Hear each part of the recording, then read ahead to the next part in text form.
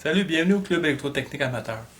J'ai un petit dessin ici que j'ai fait dans le but de vous montrer le principe des compteurs BCD. Je vais utiliser le 4518B dans mon petit exemple.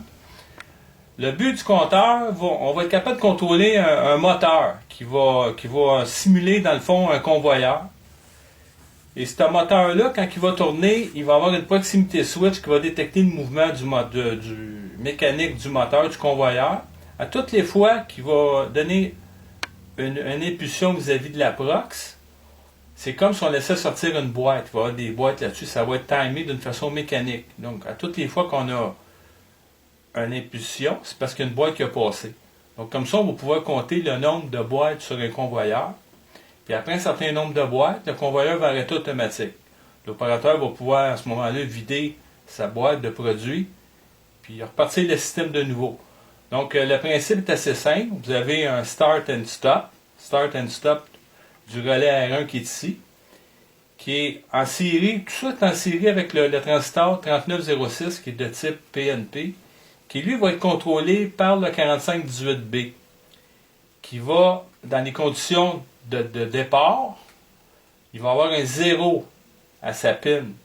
À l'aide d'un sélecteur, on va être capable de sélectionner 2, 4 et 8. S'il y a un 0, ça nous donne la permission d'activer le transistor, parce qu'on sait qu'un PNP, ça prend un niveau 0 ici, pour avoir une action de son courant, pour être capable d'activer, si on pèse sur le bouton marche, le relais R1 qui est ici.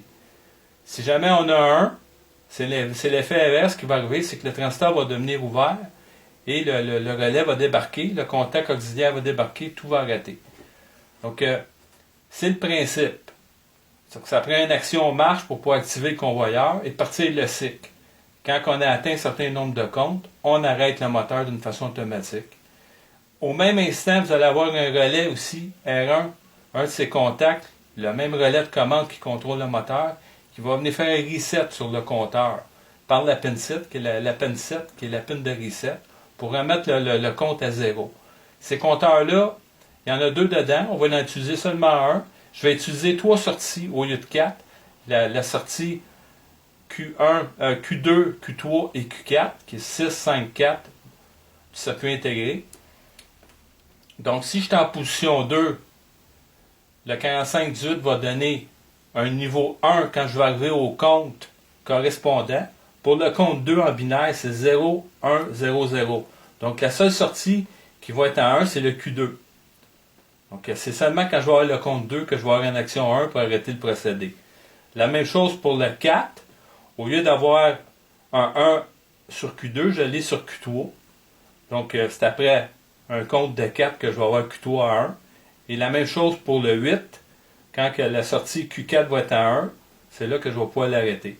Donc, sur différentes positions, avec un sélecteur, on peut déterminer si notre système va arrêter après 2 comptes, 4 comptes ou 8 comptes. C'est assez vite comme explication, mais c'est le principe.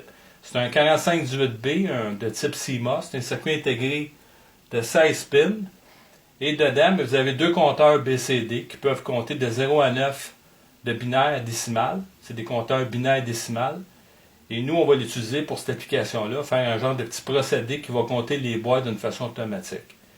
Pour voir les comptes, j'ai un affichage ici qui va être relié à la même place que la proximité qui envoie le signal au 4518, de façon qu'on voit les comptes accumulés. C'est un petit compteur en run qui fonctionne comme affichage, qui va calculer le nombre de comptes qui va rentrer. Donc, ça va nous donner une idée si notre compteur a bien compté sur la valeur qu'on a sélectionnée, 2, 4 ou 8. Donc, je vais faire la démonstration pratique. Avant ça, je vais emmener ma lampe, parce qu'en même temps, vous allez avoir la lampe qui va allumer.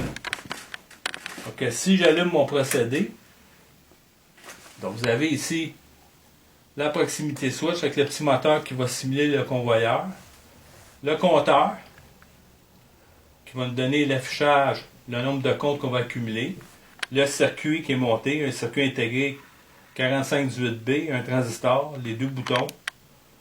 Donc, si je pars le procédé, je pèse sur mon bouton Start, on voit premier compte, deuxième compte, troisième compte. Il devrait arrêter à 4 parce que la sélection est 4. On voit qu'il est arrêté à 4.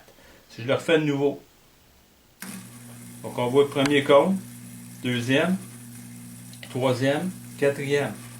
Donc on voit sur mon compteur Amron, j'ai 8 d'indiqués. J'ai fait l'essai 2 fois.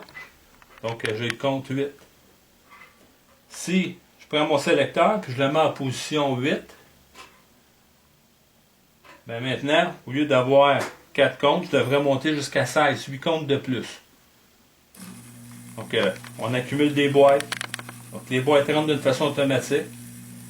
Il est rendu à notre compte, mais le système va arrêter automatique. On approche, on est rendu à 15, 16. Oups, voyez-vous?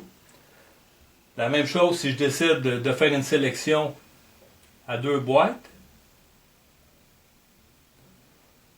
Mais là, cette fois-là, mais que je paye sur ma commande, je vais en accumuler seulement 2. Donc on voit que c'est un système qui est simple, c'est un petit compteur qui accumule. Donc l'opérateur peut contrôler d'une façon automatique son procédé. Et ça, d'une façon très simple, en utilisant le 4518B. Merci, à la prochaine.